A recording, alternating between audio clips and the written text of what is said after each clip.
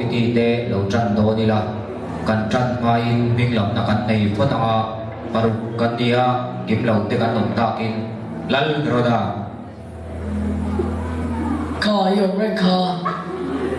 vi fir fiang lal ba osama mau mau ken atagin Nicky Cruz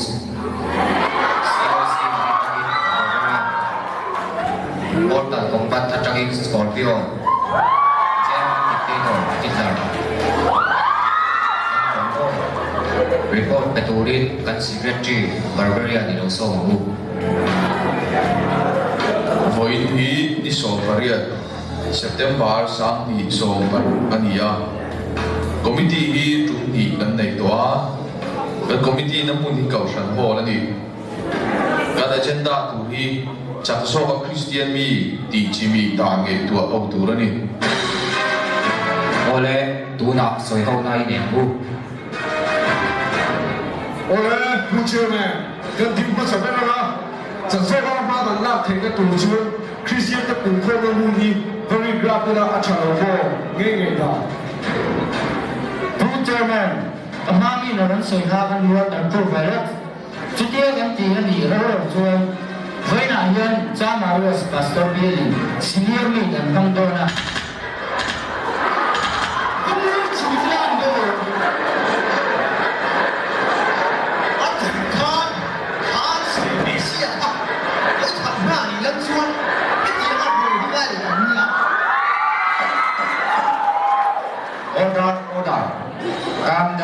Calm down. Anh chuan anh thu hoàn về các con. Trả anh cao anh chuan cầu sân đàn dòng kiếm dòng hình ba đinh lắm bị phá ràng u.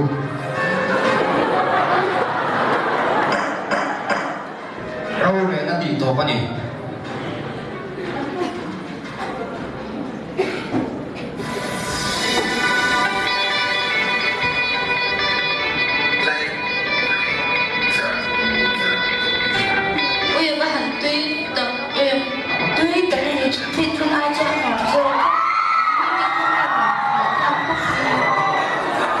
bột lé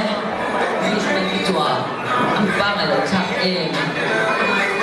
nhà mình thì ai tuân sân chi đi là mình không biết做个老虎我个em我个路你身边我呀我你个几个我个路share那个我差不多是的Osama incoming payment 5 to 1 Well, my way, the boys, not far, yeah, he. so hua so hu cho ni na ni mai lo mai được vé em cần treo ăn thịt đi trong vé sau đó làm cái đó em thu mà xả đi số Nhà khu, bây giờ xong nghe, rồi thì đầu ô. Thôi. cái thùng ấy đi sao mà xin nghe bôi nghe hơi nghe hề thì phê rồi thì rồi thế rồi đó mình thắp bên theo đồng hồ kalang lo bang pa na nge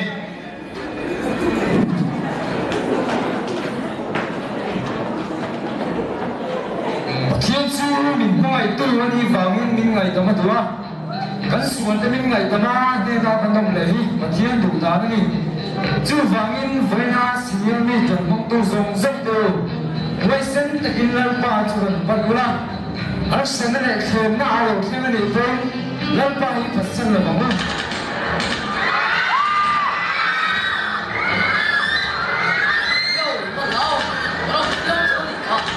mỗi lần đi xe cứ lâu ngày chẳng ha chứ mẹ lâu thua đi đấy đi số khi xe đi số tay ngay đầu mò vụt là cái quậy cái này chứ mẹ thua cứ lâu ngày thua cái đi hôm kia cái lâu số tổ nó chu cái lâu ngày đồng thầy lát hè cross đi số khi xe đi phát sang làm tiền à chính trả không đủ này chút tiền ấy tiền này chua đi luôn đang ăn số sáng chứ không chỉ có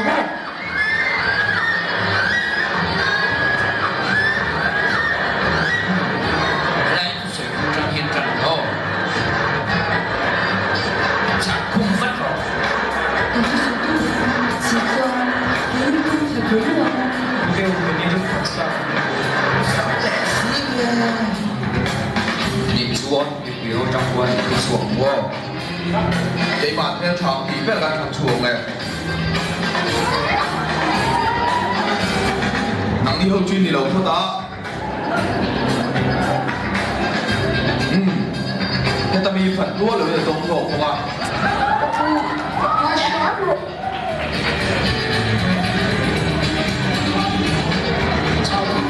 Biết về đấy đâu.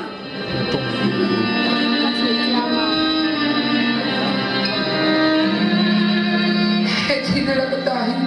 mình chẳng hiểu đâu là mà xe cái bát thiên chúng ta phát sinh hay là gì bút u mình thà mai hết thu đi xem là cái đó em thu chú bò anh bát thiên hiện không về là mình dùng đi mà ngày em mà vàng nghe cái này sửa được ta nghe ở bộ phận này xuân đi sửa cũng sao chú khó xác em biết rồi là naจะตัวนี้ต้องกันยังเทงานสิทีนี้ mỗi đêm đó là bị sống ăn địa cho tất cả về đi đây đi Đến về thì này căn suất mà anh nên làm căn về thất chuẩn ngày đồng thầy lâu anh nên đi nếm ăn sôi phô về xe cho mình chân nó bằng mốc ăn nó làm cái cũng nó bằng đâu xe nóng tập với sôi đầu mình đang vào suốt của chú thì chúng qua cho mình đang ai đang đủ cho bằng bộ anh đi cho anh đi nghe ngày đồng cái đi thế ngày đầm na sim na tỷ phèn mấy cái mà mồ lo vậy it's my life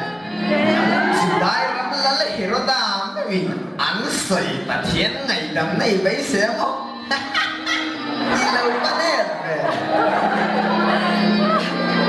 cái barbarian thing chalai cái giống giống riêng là beng à anh nuôi lại ba thế anh xuống thế là cái thằng là thằng à anh xuống tổ nó mà chén tiền thì tu bồi đi mình ngay trong ruộng mồ给的，所以对路边根本是总是我这些当然不是多，没啥感的，你那了都被人家都听么？ cái chỉ sẽ không tùy hại mình đã làm quay sở đồng ngay trong tù rồi cái Hitler à cái thiếu thì thấy nó không đủ là con chúng ta mi lại sao ôn đủ chúng tôi đi ngay trong về từ ông bố anh thầy tự đây nè ô chẳng cho anh chỉ là xin chú anh thì lại còn là ngày đồng đuôi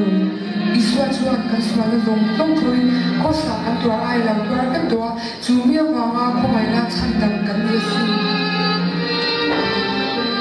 thiên xuân cái mình cứ bị tấn tắc xuân na xuân tụi mình chăn đầm dẻo cái tí xuân tắc dùng dùng khá tầm lẽ tổ xiên ấy chính nghe cái xuân làm ba chuyện bự dễ tắc lên Isua kusta khan cái số dùng không thôi có sao anh tua ai làm tua à chỉ xin mình thêm phải tua yêu là ai lấy lấy nào thôi nó lồng mình chăn đầm chỉ mà anh nên làm bằng lấy khá tua cái gì các bạn luôn tại em đủ chọn sửa cái gì cũng chẳng được thì tốt nó không có bố của bố nhìn là cái suy của sống sống khải như nào rồi suy nghĩ lệ đó là gì lần ba em sống sống tan cũng là nào số tâm cái khá ngày đâm liền chứ cái đâm xuống không ai cái đâm sâu bố tổ của mình nên là các bạn làm này